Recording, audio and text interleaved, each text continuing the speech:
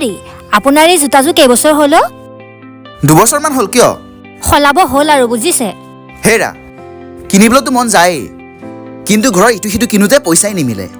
থাকক দিয়া চলি থাকালৈকে পিন্ধি থাকো আৰু হ'লেও কিন্তু আপুনি নিজৰ প্ৰয়োজনীয় বস্তুটো কিনি ল'ব লাগে হ'ব তুমি মোৰ জোতাত চকু দিব নালাগে ব'লা দেৰি হৈছে ৰ'বচোন ৰ'ব আপোনাৰ কাৰণে কিবা এটা আছে আৰে এই যে দেখোন নতুন জোতা তুমি কিনিছা ক'ত পালা পইচা হেৰি মই নতুনকে কাম এটাত সোমাইছো নহয় ঘৰতে বহি টকা ইনকাম কৰিব পাৰে কি কামত সোমাইছানো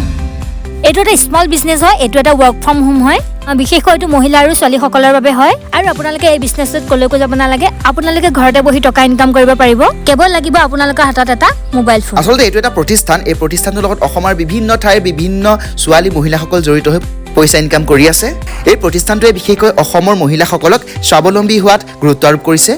আপোনালোকে যদি এই অনুষ্ঠানৰ লগত জড়িত হ'ব বিচাৰে বা কামটো কৰিব বিচাৰে বা পাৰিম বুলি ভাবে তেনেহ'লে আমাৰ মোবাইল স্ক্ৰীন ওলাই থকা নম্বৰকেইটাত যোগাযোগ কৰিব পাৰে আৰু ময়ো যোৱা ছমাহ ধৰি এই প্ৰতিষ্ঠানটোৰ লগত জড়িত হৈ বহুতো টকা ইনকাম কৰি আছো আৰু আপোনালোকে যদি বিচাৰে এই প্ৰতিষ্ঠানটোৰ লগত জড়িত হৈ ইয়াৰ অংশীদাৰ হ'ব পাৰে তেন্তে জলদি জলদি যাওক আৰু যোগাযোগ কৰক থেংক ইউ